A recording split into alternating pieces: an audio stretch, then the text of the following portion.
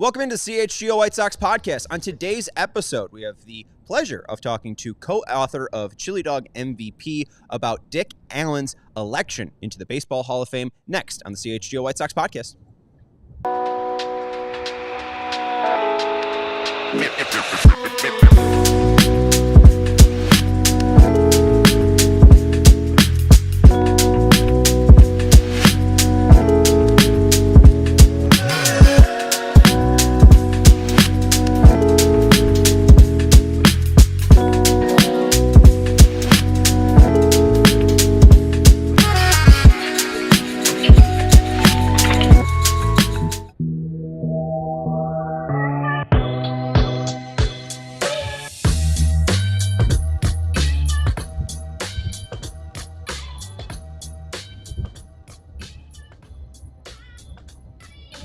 Welcome into the CHGO White Sox Podcast, coming to you live on this Sunnyside Summer Thursday. Head over to sunnyside.shop and enter code HICHGO for 50% off your first 3 online purchases. Enter promo code HICHGO at checkout to qualify. Exclusions apply. Sunnyside Cannabis Dispensary. Bright buys every day, only for 21 plus or Illinois medical card holders. Welcome into Studio A of our CHGO offices here in the West Loop of Chicago. I'm Sean Anderson. Alongside me, Herb Lawrence. Hello. Our CHGO White Sox community leader. Vinny Duber is traveling back from the winter meetings down in Dallas. He will be joining us on tomorrow's episode. On today's show, we have more reaction to Garrett Crochet being traded to the Red Sox. But first, we are very excited to welcome in Dr.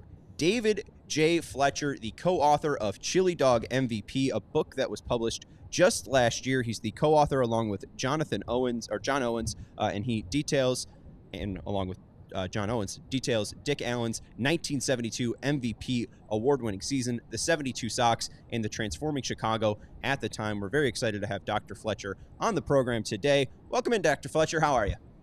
Great, guys. Thanks for having me on this snowy afternoon. For all your viewers, I'm driving up to Chicago from my medical office in Champaign, so I hope they don't get too crazy seeing all the changing scenery behind me. But thanks for having me on. Absolutely. We're very excited to have you on, and we're excited to learn more about you. Obviously, we know about Dick Allen. He's been in the limelight, but a lot of people were surprised. It was very, we saw the Allen family, the resemblance to Dick, and then here's Dr. Fletcher. How did you get involved? Because we know that your day job is a medical doctor, so how did baseball get involved in your life, I'm assuming from a very young age? Yes. So I grew up in the western suburbs, went to Glenbard West and Glen Ellen, played baseball there. And, I grew up at that time, people in the western suburbs liked both teams in Chicago because you could see every player throughout the summer. But I went to Comiskey Park back in the days when it was empty in 69, 1970. 1970, we lost 106 games, sort of shades of 2024. And suddenly Dick Allen came along and transformed the organization. And he was just an unbelievably exciting player. It was electrifying. He was Michael Jordan before there was Michael Jordan in Chicago. And so then they have the famous Sports Illustrated cover from June 4th, 1972 in the dugout juggling baseballs, cigarette in his mouth, and it's been on my bedroom wall my entire life for 52 years. And Doc, I'm also from the west suburbs. I'm originally from Wheaton, so I understand. But I didn't get to see Dick Allen play, but reading your book, it seems like he dealt with a lot of strife and racism back in his Philadelphia days. And when he came to Chicago, he was embraced. Like, can you tell us a little bit more about that aspect of the book and his life? Sure, Herb. I think that's one of the things about the book we did was 50 years later after his MVP year. It was sort of a Black Lives Matter type of book. And that was the thing that I think we wanted to get across, what was going through in the city and what Dick did as a transformative character and how he dealt with the racial issue he didn't have to deal with in Chicago. He was embraced. It was horrible for him in Philadelphia. The Phillies who had signed him sent him down to Little Rock, Arkansas in 1963, right after they had all the racial strife with the Board of Education visit, and the governor standing in and preventing these black students from going to school. So he was absolutely had a horrible experience, had to sleep in a funeral home, couldn't get served food. And that was so different from his upbringing in Western Pennsylvania where there was a lot of racial tolerance. And so that was sort of his start in baseball and having overcome that racism. And that was just so difficult.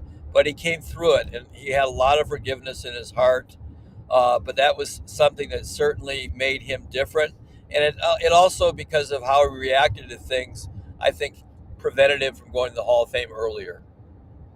Absolutely, and that's obviously a shame as Dick is not around to be honored coming up in 2025.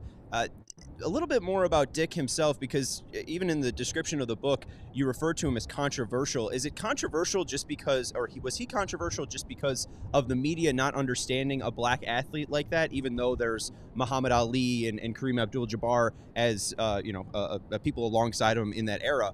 Was it more of a baseball media issue? Was it a baseball issue? How do you look at the racism that he faced, and do you think it was more of the sport, or just, obviously integration was, about 20 years after 1972 or before 1972. So do you think it was more just a country issue or maybe just a media issue?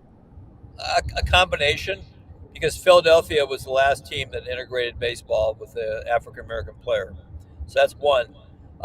Secondly, the city originally embraced him at the beginning of the '64 season when he was the Rookie of the Year. Then he had the fight with the white Frank Thomas, not the Frank Thomas Hall of Famer for the White Sox. And that's really sort of hurt his image, even though there's a different side of the story, and he couldn't tell his side of the story. So there was also the writers. I mean, they just didn't understand him.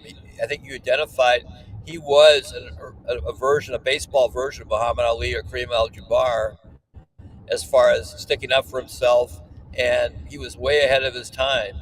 And he was one of the first to start, kind of pressing the issue on free agency. And obviously, he got traded for Curt Flood, which was ironic.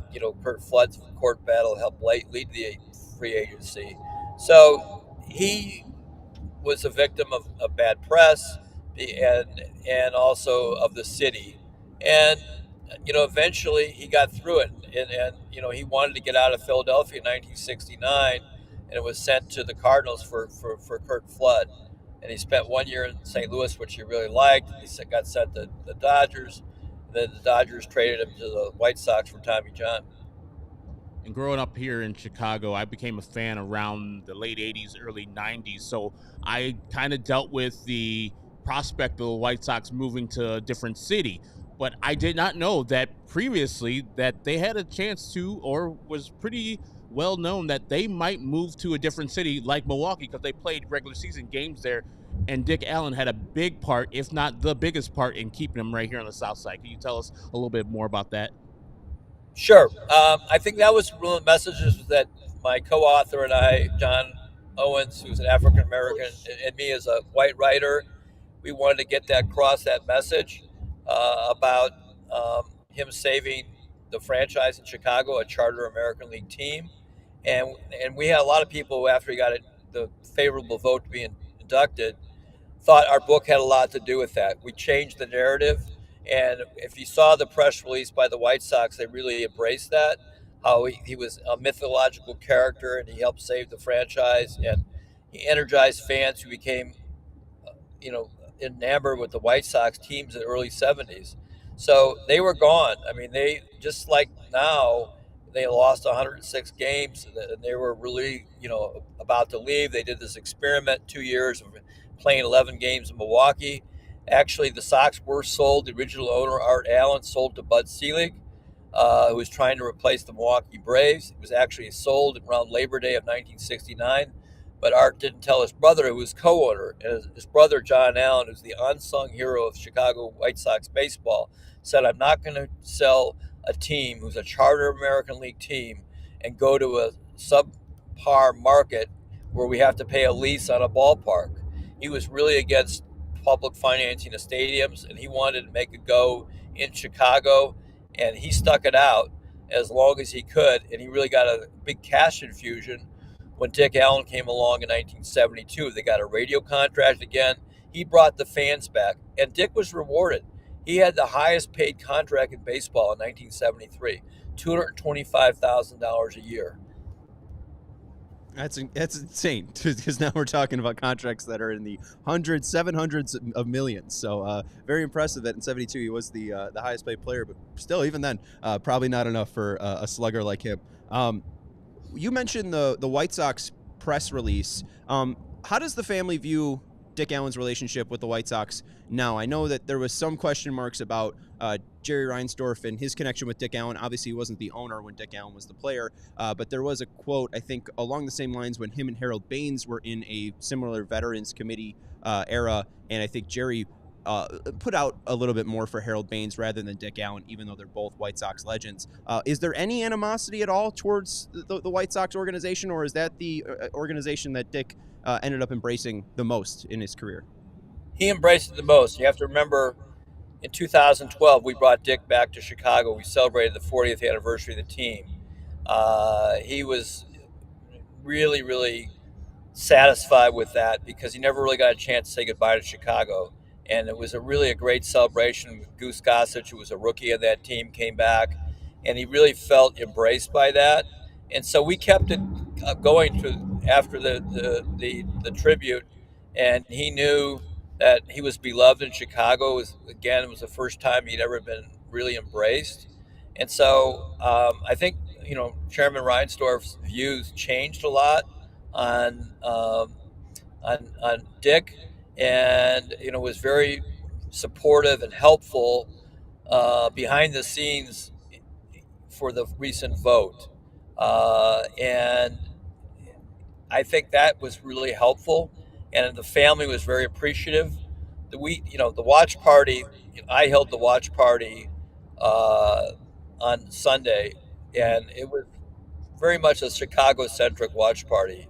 The Philadelphia media came there, but it was a Chicago event, and I think the family really liked that. His son and his cousin Rick Allen, whose dad was also on the '72 White Sox, Hank Allen. He died this last summer. So they knew, because of the push that Chicago media did this last couple of weeks, some great pieces that came on, like WGN. Also has some great pieces that Chuck Garfien did. Great story in the Tribune. Just really some people that really acknowledged how important he was. So that really made them feel really special. And we ran the whole campaign like a political style lobbying situation. And we really had a very magical watch party. And it was just a lot of fun to be in the room. And I felt, before the vote, I felt I had secured 13 votes. I told Doobie, which is Dick's son's nickname, I got 13 votes for you, and I was right on the money. There was a couple that were shaky beforehand, but they didn't tell them who the voters were until a few days beforehand, so we had to scramble. Yeah, I mean, just phenomenal job on that, though. I mean, Dick Allen is a Hall of Famer, so congratulations to your guys' work. Yeah, and Dick did most of the stuff. It should have been, not necessary for you and all the people to do what you did, but it is very appreciated that you took it over the finish line, because the numbers were the numbers, and Dick Allen should have been a Hall of Famer just on his credentials alone. But it's appreciated that somebody took the initiative. And this is why journalism, this is why advocacy matters in this world, because you advocated for somebody who you met late in his life. I think you met him in 2012. Until his passing, you were great friends. So we really owe a debt of gratitude to you for pushing it over the line, Dr. David Fletcher, because that is exactly what Dick Allen deserves. We wish, and I know you wish, that he could have been in Cooperstown himself, seeing this glorious achievement, but it's good that people like yourself, his son, his family are pushing over the finish line, and we'll be in there, Cooperstown, I think, in July for that induction. That's right. Well, thank you, Herb, for the compliment. I mean, he was a very complex person. You say you should never meet your heroes, but he was better in real life. Very complex guy. So, sorry. Still emotional about it. No, we appreciate it. And again, I mean, it's going to be an emotional day come July. It will be. It will be. Sorry he's not here. I know he's in spirit. His family will be there. I knew when we heard about Bill Melton dying this last week, That was a sign. I knew I couldn't get it. Sorry. No, Sorry. it's all Yeah. good. So, As it should. I mean, Bill and Dr. and Dick Allen were huge presence in the Sox, and I mean, yeah, I know the connection that I have with my childhood baseball players, and this is a lifelong connection that you have with Dick Allen, and it's yeah. solidified now. Absolutely. All right, I've got control of my emotions. Thank you, but it just to be in the room was amazing. Yeah. You know how many White Sox players are potential Hall of Famers right now? Not too many you could think of. No. And for me to be allowed to work on his campaign and be in the room and be part of the announcement, I knew when they announced, and they said from years 1964. As soon as I heard that, I knew he was in. So you can see the reaction I have. You know, I'm sitting next to his son, sitting next to his nephew, and they took me in his family. That meant a lot to me. Yeah, absolutely. Congratulations to you guys, and it's the emotion is totally understandable. It's a great moment for Chicago, and I did you know when you were writing this book that it could possibly lead up to this moment? Like, were you writing this book with the intention of getting him to the Hall of Fame, or was it more just working with John Owens to get the story out there? Well, it was twofold. I mean, we wanted the story. The story is a very Chicago story, and it's not just a baseball book. It's about the city. And I went to med school at Rush, so I had quite a connection with the South Side and West Side, and it just it's just too great of a story with Nancy Faust inventing walk-up music with Jesus Christ Superstar, with Wilbur Wood pitching 376 innings, unheard of in baseball again, and the whole story with the first Mayor Daley, and then Harry Carey. He was the White Sox announcer. It's just a whole cast of characters, and and also look at someone like Goose, a 20-year-old player who's I don't know have a Hall of Fame career, and says Dick Allen's the best baseball player he's ever seen. And he said that on Sunday. We had Goose on the phone right after the announcement. He was hilarious. He'll be there in Cooperstown. So we wrote it to tell the story what needed to be told. We're working on this documentary project, and but I also wrote it for with the Hall of Fame in mind, because that was the one piece of the story about him saving the franchise that really had not gotten out there. I mean, the stats were obviously there. Best offensive player in baseball for 11 years, and probably one of my interesting delights of my relationship with Dick was explaining to him about what OPS plus meant. Yeah. So, and he said, "I don't know what it means, but I know what I did on the field." I think what time helped him to get, because people recognized the stats were undeniable, and they got through the bad teammate. He's a cancer in the clubhouse, because teammates absolutely love the guy, and so we had to kind of tell his story, and a human story, and certainly Chili Dog is not. There's warts and all in it, and that's what I liked about Dick. Was he was very complex, and he was extremely forgiving. Him and Frank Thomas, they had a fight in '65. They became friends later in life, exchanged Christmas cards, and that's what I really liked about him. It was just, and he had such an incredible baseball intellect. I mean, everybody talks about the Chili Dog home run and that doubleheader against the Yankees that day. They never talk about him stealing home the first game of doubleheader. He could have been a 50-50 player if he wanted to be, but he was a situational clutch hitter, and people don't realize injuries really shortened his career terribly. He had put his hand through a headlight back in 1967. I got to examine him as a doctor. I don't know how you held the bat. His fourth and fifth fingers of his right hand were non-functional. So just we hoped it would do it. We wrote it 21 right before the vote in 21 when he lost by one vote again. That's when the book got finished. And I think it took some time to seep through. One of my greatest joys, guys, was Bill James had really ripped Dick Allen. And I got to meet Bill James at a Sabre conference in July, and I actually gave him a copy of Chili Dog MVP, and I told him, "You need to read this to read the real story about it." I'm going to follow up with him now that he's a Hall of Famer.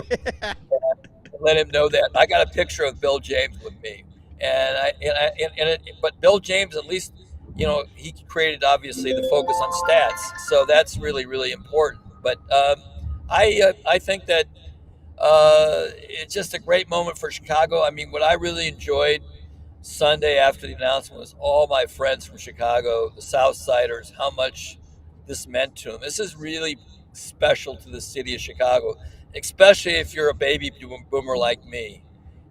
And again, he was Michael Jordan before there's Michael Jordan in Chicago. Really appreciate it, Doctor. Last thing, like that chili dog MVP story, you alluded to a little bit, and I know we got a break. I know we're a little late, but can you briefly tell us exactly how that came to be? Sure. Yes. The White Sox had a doubleheader against Bat Day against the Yankees, and they were actually doing well. The fans were coming back. Dick was having a great start to the year. They were in contention, and so again here, the ballpark was full, like 52,000 fans. They had turned people away, sort of like Disco Demolition. And it was the second game of the doubleheader. Dick had started every game, and Chuck Tanner held him back. And for the second game, waiting for the right situation. So he was in the clubhouse, when the White Sox were down a couple runs, and Chuck Tanner summoned him to pinch hit, and he was eating a chili dog, and he had to dribble it all over the front of the Sox uniform. He had to go out on, try to get a jersey on real quick, go out and bat, and he hit a 1-1 slider from Sparky Lyle, and it was a freaking golf shot to left field. I wish he had excellent velocity then, because his 40-ounce bat and his quick, compact body, and it just electrified the place. And it was the start of a special year. It was also the same day the Chicago Tribune had a cover story in Nancy Fowles posing in a fashion shoot with Bill Milton and Wilbur Wood. Absolutely, and that's Sparky Lyle, who had a 1.92 ERA that year. That's one hell of a pitcher he's homer offering. So yeah, great stories there, Dr. Fletcher. We are so grateful for your work with Dick Allen, getting him enshrined into the Hall of Fame, even allowing Vinny Duber to be a part of that watch party and get that raw emotional moment. And obviously for the book, if you are looking for a holiday gift, feel free. We have the books on Amazon. It's also our publisher, Eckhart's Press. You can get it. Absolutely. Chili Dog MVP, the story of Dick Allen, the 1972 White Sox, and a transforming Chicago. John Owens and Dr. David J. Fletcher are the authors on that. And you even got the foreword of Goose Gossage, a fantastic book. Have heard nothing but great things. And obviously, it led to this moment. So congratulations to you, Dick Allen, John, and Dick Allen's family. This was a great moment, and we really appreciate your time today.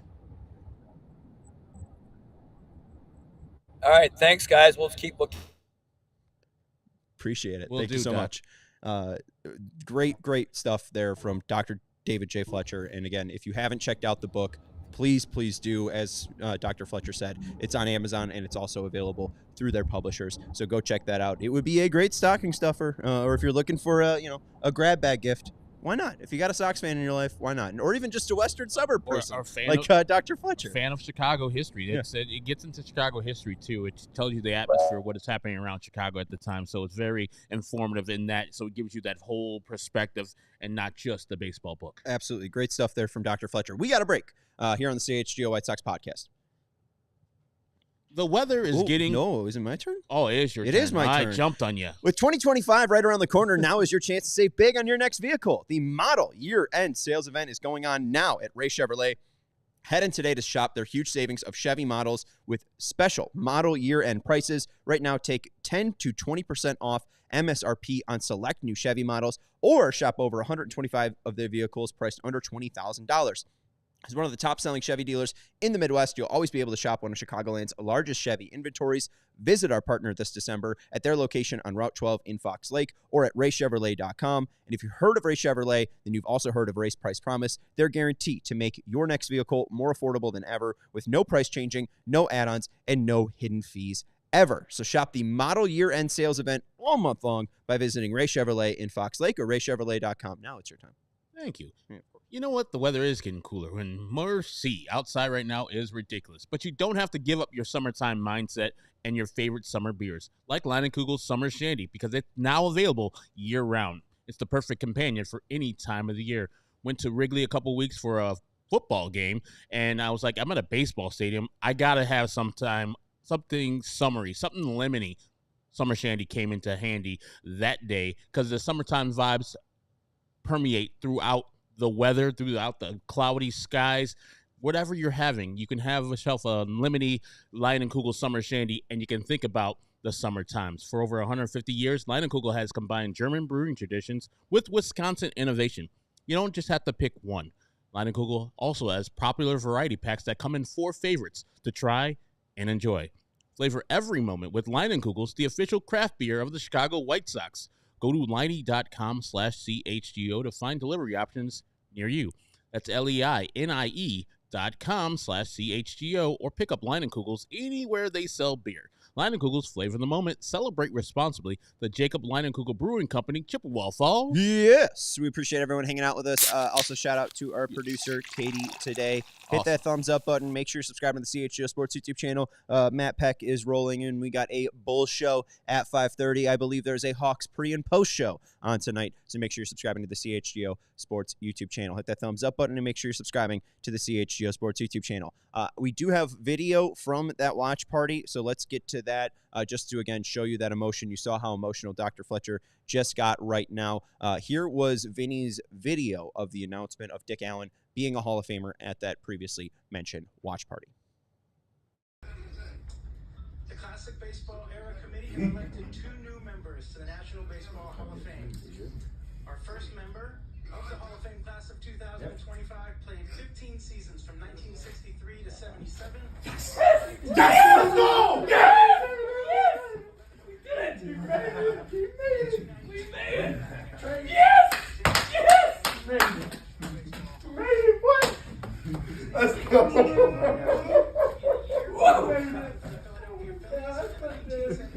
I told you we'd make it. Yes! Yes! Yes! Made him. Look how amped he is. Yeah. Look how just jacked he is. I know he just got emotional now, and it's a couple days later, about 4 days later. But even in the moment, he's like.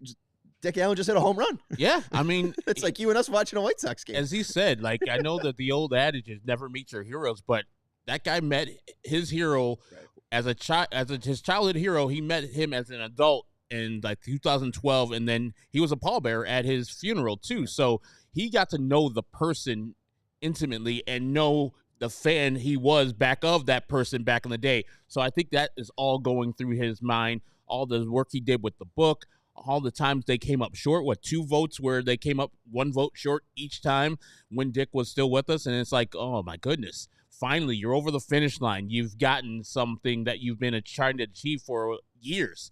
And it's finally come to fruition. It must feel so good. And you saw the emotion Dr. David Fletcher had here talking about Dick years after Dick's passing, and the emotion's still there. Connor mentions the Sports Illustrated cover, and obviously Dr. Fletcher said, I mean, that was on his wall growing up, and now he's got this lifelong journey with Dick Allen. And Peyton mentions way too young to have seen him play, but can't wait to read the book and see him rightfully get his plaque in Cooperstown. Obviously, would have been nice for him to get his chance to tell his story, and I think that's the biggest thing that we see with black athletes, especially of that generation, the 60s, the 70s. They were trying to make their voice, their presence known, and a lot of those people consistently had to be shut down or were shut down and didn't get the chance to truly show who they were. And then, of course, when they got pissed off, well, then that makes them, angry black man. An angry black man, right? I mean, it would have been really, really interesting to watch Dick Allen's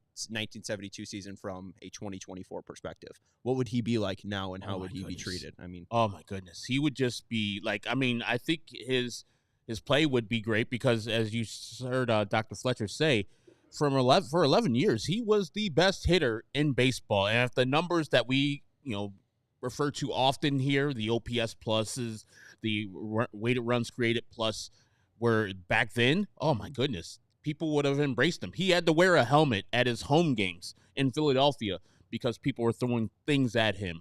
He was performing well, and his home crowd was so damn racist, they were throwing stuff at him. So he had to wear it up to bat and in the field. Just ridiculous. The stuff that he had to deal with, and in spite of that, he came through. Yeah, absolutely. And he's now a Hall of Famer, and congratulations to him. Congratulations to Dr. Fletcher, and congratulations to Dick Allen's family. The one thing, too, I know that I believe it's Doobie. I believe now after talking to Dr. Fletcher, Doobie was wearing the Phillies hat. And I believe Vinny mentioned it. It's a Dick Allen hat, not a Phillies hat. It's a Dick Allen hat. So I think the biggest takeaway that Dr. Fletcher also wanted to get through is the connection that Dick had to the city. And he told Chuck Garfien the day of that he will be going into the Hall of Fame with a White Sox cap.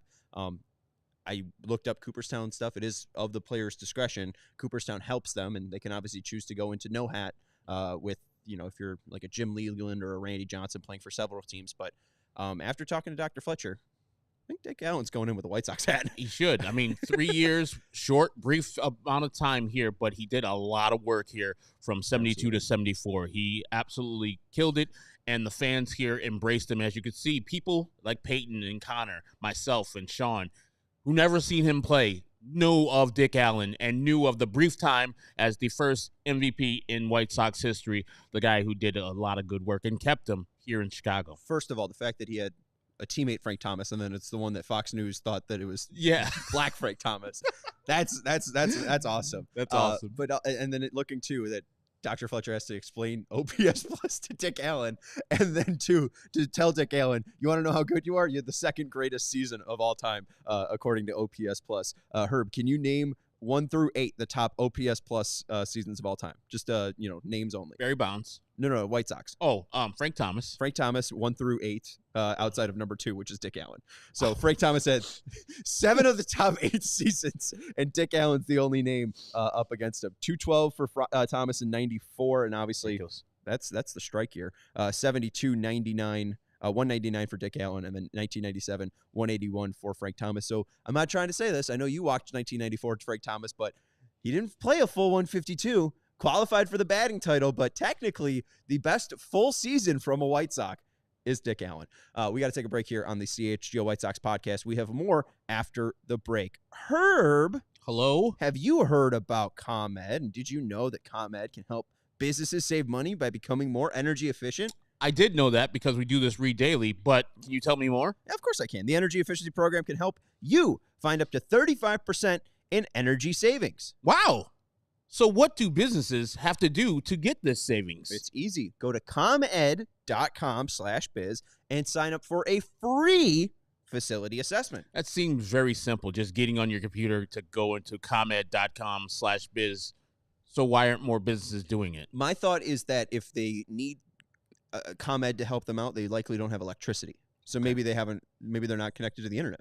They're Mennonites or Amish. Maybe they're Amish. They need to read and go to comed.com/biz or comed.com/biz or comed.com/biz. Sorry, the Mennonite community.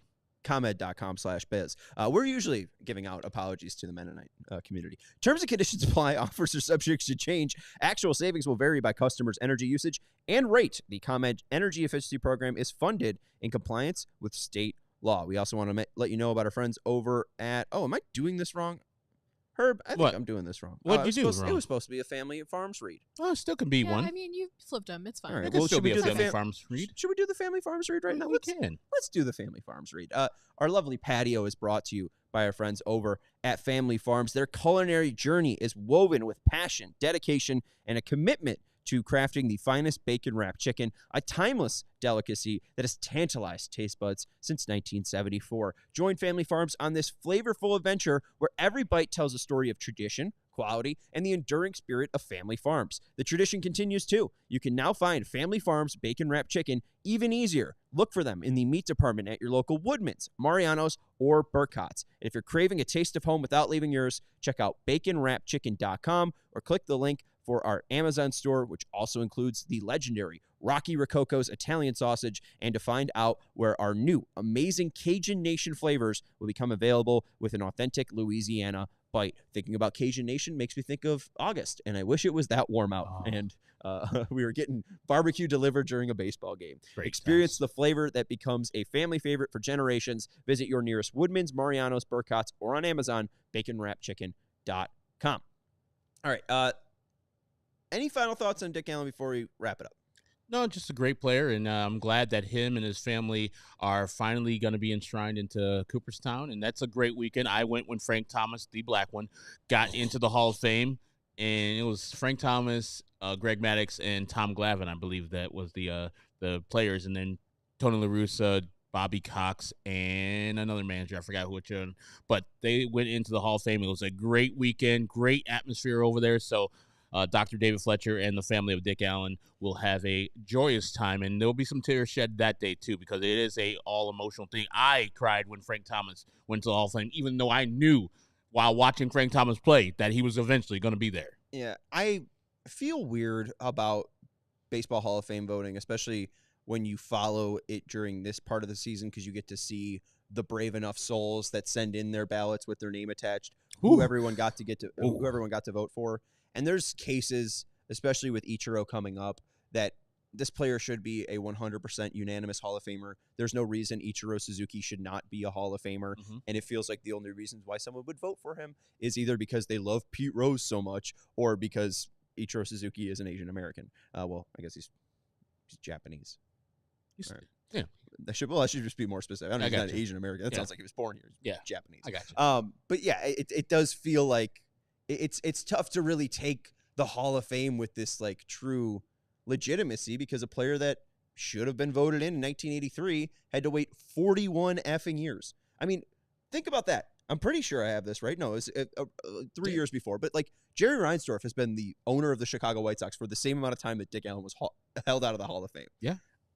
That's ridiculous. I'm glad that Jerry came around with it, but there was 20 other ballots that he could have been a little bit more vocal on. I'm glad that, again, we have this moment, but still, it's absurd that this player, and it's, again, because of his race, and it's because of his outspokenness, that he was not a Hall of Famer. And it's just disgusting to look back at 50 years ago, and that's the reality that you're living in. Yeah. And those writers should be ashamed of themselves, including Bill James, who said, if Dick Allen is a Hall of Famer, then I'm a lug nut. Then you're a fucking lug nut. I'm sorry we're not supposed to cuss on here, but you're one of the reasons. You are one of the reasons why Dick Allen had to spend so much time waiting, and why he is going in posthumously instead of celebrating himself while he's alive. No, and I'm glad you said that, mainly just because Bill James has me blocked on Twitter. You're a lug nut. You're a huge lug nut. I am so glad that Dr. Fletcher gave you that book, put that book in your hands. I hope you read it cover to cover, and I hope you feel shame, Bill James, because you should. You suck. You're a person who sucks. I hope you think about that, Bill James. Hit the thumbs up button. Make sure you subscribe to the CHGO Sports YouTube channel. Harold Baines had to wait too, but also, just to throw this out there, and I don't feel like I should. People can throw tomatoes if they want. One, Harold Baines still alive, which is good. Yes. Happy about that. Exactly. Also not a Hall of Famer. Should not be in the Hall of Fame. If someone should have had to wait 21 ballots and 41 effing years, it should have been Harold Baines. I don't want to say anything, but people pretty much know my thoughts on this. Harold Baines is a great guy. I met him after he got into the Hall of Fame, shook his hand. I was like, man, his hand just engulfed mine. It's like nice and like tough, and feels like he was just like rubbing sandpaper all day long before he shook my hand. That's how rough it was. I was like, this is a grown-ass man. He should be in the Hall of Fame because of all the longevity he had. But if you look at the numbers and you compare him to other right fielders / designated hitters, But he's a White Sox, and he had two people on the panel with him, where Jerry Reinsdorf and Tony La Russa going to the table for him. You need advocates. As I told Dr. Fletcher, he's an advocate for Dick Allen. Jerry Reinsdorf and Tony La Russa happen just to be on the committee to select Hall of Famers, and that's how Harold Baines got in. I'm not kicking him out of the Hall of Fame. He's in, but his inclusion opens the door for other people. Yeah, I am fine that I would rather look at a Jack Morris and Harold Baines and be like, oh, those guys don't deserve to be in there, rather than, Dick Allen's being on the outside waiting in, because it's such a selective class of high established falutin individuals. I'm not a small hall guy. I'm a big hall. I hate the term. I absolutely detest the term of Hall of Very Good. Oh my God, it's nails on a chalkboard. Let him in or not. Mark Burley's better than Jack Morris. It's not Hall of Very Good. It's you like Jack Morris better I than say you that Mark too. Burley. I actually got an argument with Jonathan Papelbon briefly on Twitter because he hothead. Yeah, because you were talking about the people who putting votes out there. He put his vote and then spoke to somebody about it, and he put Andy Pettitte and not Mark Burley. I was like, you can't put Andy Pettitte in the Hall of Fame and CC Sabathia, which I think CC is up here, and Andy Pettitte and Mark Burley on the same line. But one of them took steroids, one of them didn't. But he was like, well, he was a better postseason pitcher. I'm like, he had better teammates. So you're penalizing Mark Burley because his teammates weren't as good as Andy Pettitte's, and also Mark Burley didn't do steroids? You jerk. What's Burley gonna do on the 1995 Yankees? He's probably gonna be terrible. Like, he's got Hall of Famers to his left and right. One thing, I do want to give a shout out to Peyton because this made me snort. Someday, decades from now, we'll all be worm fruit in the ground, and Harold Baines will still be in the Hall of Fame. So that is fair, Peyton, and he'll still have a statue at the G rate. And Connor also saying, my favorite snubbed Hall of Fame fact: the only time Barry Bonds ever hit more than 49 home runs was when he hit 73, the greatest baseball player of all time. Obviously, there's some things around Barry Bonds, but I'm even fine with Bonds getting in, because if Pettitte gets in, then Burley gets in. That's my thought. I mean, if you're letting David Ortiz in the Hall of Fame, let them all in. Let them all in. Don't punish and selectively, oh, that guy kind of was smiling at me while he was doing steroids, and Barry Bonds was scowling at me while he was hitting all the home runs and or getting on base with some of the best seasons of all time. So then go check out how many home runs that David Ortiz hit after he left Minnesota when he met Manny Ramirez. Another guy who should be in the Hall of Fame did steroids. So, yeah, if you're going to be that guy who doesn't like steroids people, be that guy who doesn't like steroids people, and don't let David Ortiz in the number one ballot. Hit the thumbs up button. Make sure you're subscribed to the CHGO Sports YouTube channel. Bulls show at 5:30. We got a Hawks pre- and post-game show as the Hawks are playing tonight. Let's get into some White Sox stuff for the last 20 minutes. We have a White Sox signing. Mm-hmm. We have some talks about what the White Sox could have had in a Garrett Crochet trade. And then we have some quotes from Garrett Crochet. Look at that. First off, let's go to the bullpen. Dan Altavilla. Mm-hmm. Dan Altavilla. I'll make sure that I was saying that right, because I was not saying our guy Wickelman's name correctly. He has been signed to a minor league deal. He is 32 years old, a career 4.36 ERA, longtime bullpen guy, but has only thrown 119 2/3 of an inning in a 7-year career. Odd signing. I don't know what they like about Dan Altavilla, and he just made his major league return in 2024 after being out of baseball since 2021, last pitching for your San Diego Padres. Yeah, I think this is another Brian Bannister reclamation project to get him. Not even reclamation. He wasn't anything when he was a pitcher, but to see probably he's got the skills and tools that that Brian Bannister needs and wants, and sees if he can do anything. These are the type of signings you should have for your bullpen. The guys who are underrated, got some plus stuff that they can just toolsy stuff that they can work with. And if he works out, cool, you didn't pay anything for him. You got a minor league contract. If he doesn't, you release him. And it's no harm, no foul. Yeah, MLB Trade Rumors says these are the guys you kind of want to give non-roster invites to. If he stays healthy, this could be a good gift for a bullpen of a bad team. That says when people says, no way we'll be historically bad as last year, I think about the bullpen we will have, the offense we won't, and yeah, this is going to be pretty terrible. So it's pretty fair. Oh, and also, that's actually not MLB Trade Rumors write-up. That's just a guy straight from Reddit. So shout out to Kevin with 11s for eyes. Doesn't make any sense. Anyways, yeah, I agree that, maybe he's a who's your guy? Who's the Italian?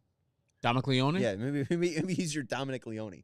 Maybe. But Leone's not making too much of an impact. I don't think it's anything to get too excited about, but hey, it's also news. An arm that if it does come through, you can do the Dominic Leone thing and run it ragged. Like, all right, man, you're just trying to stay in this league. Hey, we're down by 5. 3 innings. Cool. This is how you stay in the majors. I did see though that the AL Central odds have been put out. AL Central 2025 winner odds have been put out. It's good value. Here's it as it follows, and this is after the Dan Altavilla signing. So this is them putting into consideration that Dan Altavilla is now a Chicago White Sox. Mm-hmm. Guardians at plus 195 to win the division. Minnesota Twins plus 200. Detroit Tigers plus 300. So you put down 100, you win 300. Kansas City Royals at plus 430. Good value bet. I'll tell you what. Good value bet. And the Chicago White Sox. Yep. 500 to 1. Is that good? That is not good. You placing the bet? That's a good value. Hey, you put That's a Hondo. Great value. You put a Hondo down, and the White Sox somehow, some way, find a way to win. They won't. But hell, that's found money. Like you don't even get to celebrate the White Sox win the AL Central and what, $5,000? I think it's 50 G's. 50 G's? If you put down 100? I thought you said, yeah, no, plus, if you put plus down 5,000. If you put it down a $100, oh yeah, $50,000. I'm putting down $100 right now. If you put down what do you put a dollar down? And so is that 500? Yeah, baby, it's 500 to 1, baby. So I guess it's 501 with the payout. Yeah, let's go. Yeah, I mean, what do you got to lose? It's Herb's money, so I'm excited for him. I'm not going to do it. I'll tell you what. Evidently, the White Sox are a bad baseball team. Now that Kansas City Royals one sounds delicious because that's a team that I think they have the best player in the division now. He's gone past all the people. Royce Lewis can't stay healthy. While I love my man Ramirez in Cleveland, Bobby Witt might be the best player in American League, if not the whole damn league. If Shohei Ohtani, sprains his ankle or something like that. Yeah. But otherwise, that man carried that bum ass team for 106 losses. You got help from the pitching staff to what they did last year in the playoffs. Let's get into some Garrett Crochet stuff. Matt Gelb published this article from The Athletic. Dave Dombrowski talked about missing out on Garrett Crochet.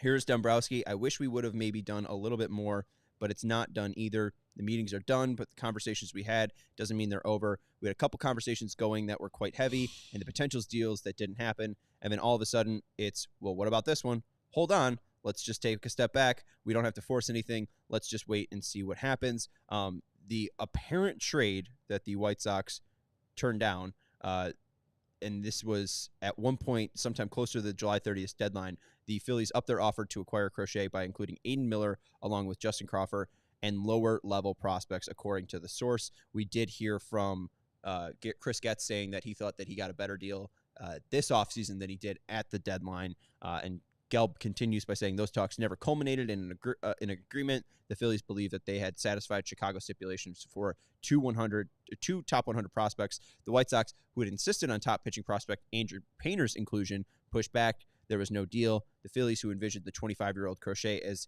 a powerful top-of-the-rotation presence for years to come, were disappointed. What do you think of the idea of Aiden Miller as a headliner and the White Sox turning down the possibility of two top 100 prospects from the Phillies, but Miller, a shortstop, leading that?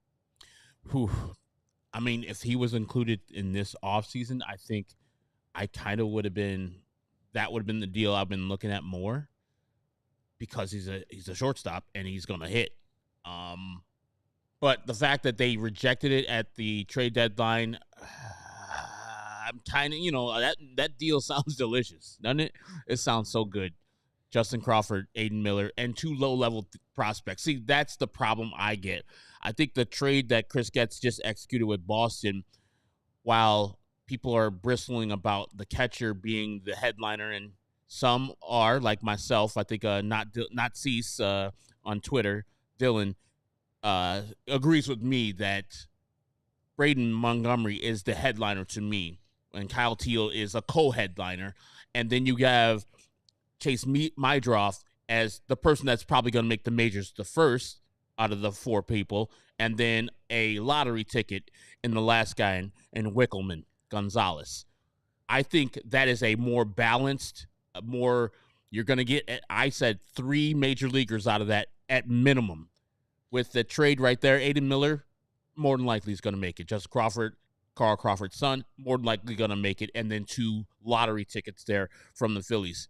Not as high of a farm system. Also, the Phillies are, I think, a bottom half farm system, while the Boston Red Sox are a top 5 farm system.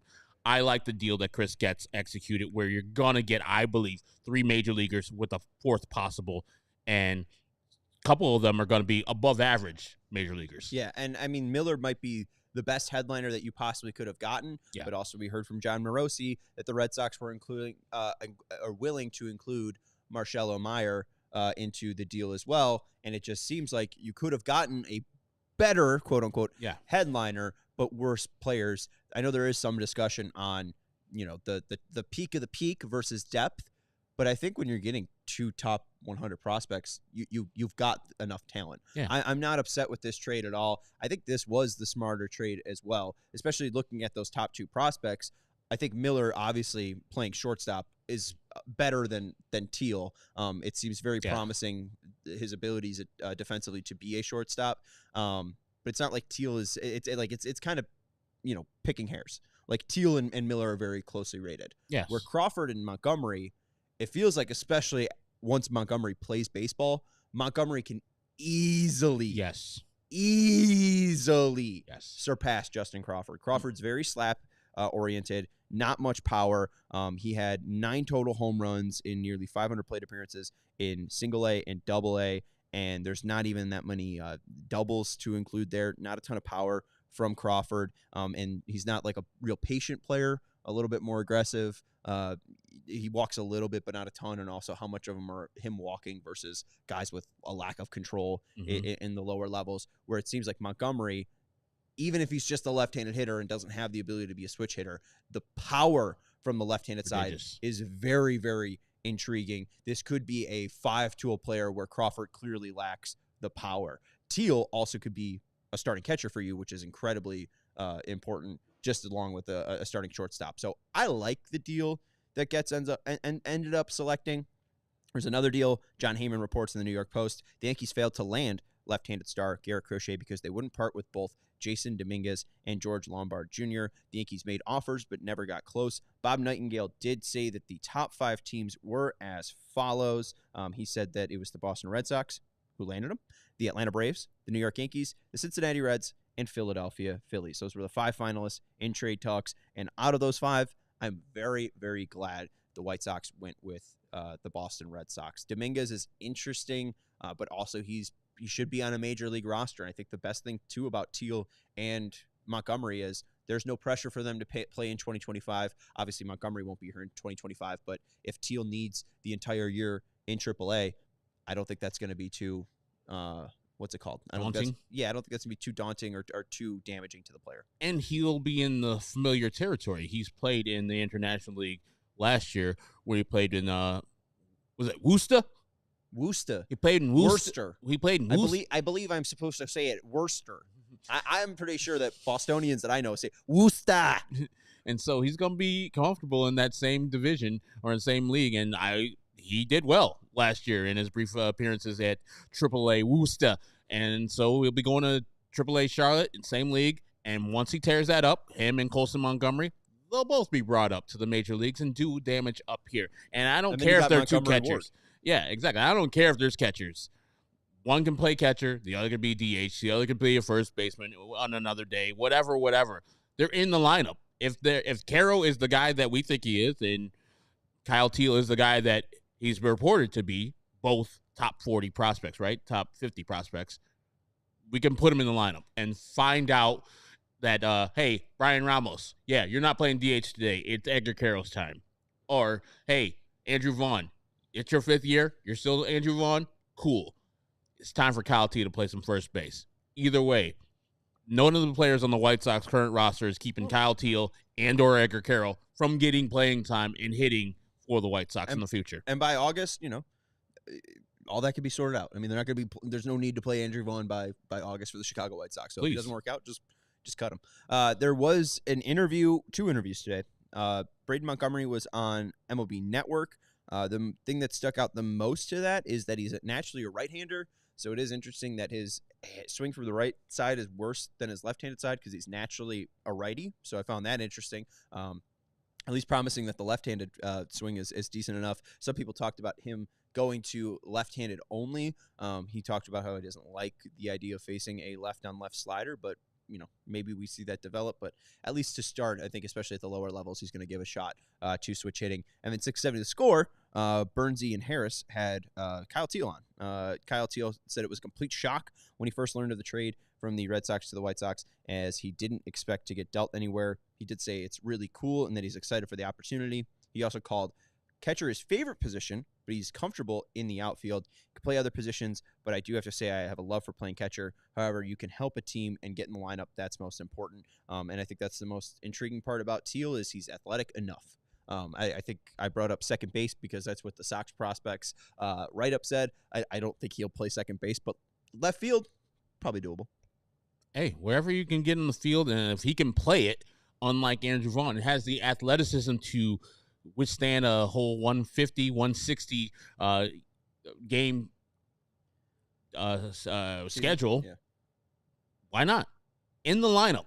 That is the most important thing for Kyle Teal. And remember, we got Walker McKinnon, who's worked with people who have struggled with framing, have struggled with catching in the past, and got them to be plus defensive catchers, and they continue their offensive prowess too. Yeah, absolutely. And then obviously Crochet was the main player traded to Boston. Scott Merkin got to catch up with Garrett Crochet. Not much that stuck out, at least so far, and I haven't read the full article, but Merck did tweet out some quotes. Crochet on the 2024 White Sox season overall, quote, I remember so many games where I would get in the car on the way home and be like, what the F just happened? The Travis Jankowski robbing the home run, it was like, dude, what's going on? He said, we truly seem to be the most unlucky team, which happened to award us with the most losingest team, which is tough. But the one that stuck out the most to me was that he said immediately when Getz took over the new role, I felt like he started going about it the right way in terms of rebuilding the infrastructure from the ground up and making sure it's a sustainable program for years and years to come. At least good to see the acknowledgement from a player leaving the organization and obviously knowing where they started. Crochet's been a part of the organization since 2020. He's seen the ups and downs. He's seen Rick Hahn. He's seen Kenny Williams, and now he's seen Chris Getz. So at least it's a good endorsement for Crochet giving that to Getz, and I don't think he needed to either because I don't know if they were on the best of terms. No, after the extension stuff that happened at the deadline. Yeah, that's good that he gave him props because he didn't have to. He didn't have to make him a starter. He finally listened to his wishes and wants, and he paid off. He got paid off big time by listening to this player, and that player did not disappoint him. What's worse? I've been thinking about this because I've been seeing the hack-ass headlines that people have had. Shipping to Boston or changing socks? Which one do you hate the most? Hate them shipping to Boston. Okay. Because that's just taking a song title and really not doing it. The Sox, at least, it's a play on. And if it's changing SOX, yeah, I can tolerate that. Every news thing. Garrett Crochet is changing his socks. Oh. Garrett Crochet is now shipping up to Boston. Yeah, and then the fact, too, that this is just 8 years, 5 days away from the Chris Sale thing, it makes me want to bash my head into a brick wall. Yes, it was 8 years ago that they traded prospects to Boston. You are so true about that. That's why I opened the show with it immediately to get it off the table for our emergency podcast. That is the most clear observation that you can make, and it's very tough to see a lot of comments from so this won't work. Well, the first time they did it sucked, so there's no way it's going to work out now. People got fired. It's kind of like fired. Was it Charles Rogers and I forgot Mike Williams got drafted as wide receivers in the first round for Detroit, the Lions, and then they drafted Calvin Johnson. Mm-hmm. And they're like, we've seen this before. I don't know why Detroiters talk like Chicago. Yeah. We've seen this before. This guy's going to suck. Hall of Famer. Calvin Johnson was good? Yeah, it was decent. So just press. I know sometimes it's prologue, and this time it might not be. It might be. We'll see, guys. I think the trade at the point where we're at right now is a good trade. Yeah. I thought the Moncada Kopech trade, still, I think it was a good trade because you got value for the player you sent away. I don't care about the results. Yeah, I do, but I don't. The results are a part of the team and how they didn't develop the players, and the player didn't actually stay on the field. Yeah. But if the White Sox are a changed organization, which it look like they are, I think the results will be a little bit better this time. 2 of 26, absolutely. I mean, that's what they were, and they were not the only people that were a part of that rebuild and why that rebuild failed. Yep. That's Herb Lawrence, our CHGO White Sox community leader. I'm Sean Anderson. Thank you to Katie Duffy for producing the show. Shout out to Dr. David Fletcher for authoring Chili Dog MVP along with John Owens and joining us today. Great emotion from him. And obviously, congratulations to Dick Allen and his family for his enshrinement, or soon to be enshrinement, into baseball's Hall of Fame. Hit that thumbs up button. Make sure you're subscribing to the CHGO Sports YouTube channel. We have a Bull show at 5:30. We have a Hawk show pre and post later on today. You can sign up to be a diehard at allchgo.com. You get a shirt of your choice, exclusive discounts, access to our Discord, and much, much more. For Herb, I'm Sean. We'll see you tomorrow at 4 p.m. Goodbye. We all silly like the mayor.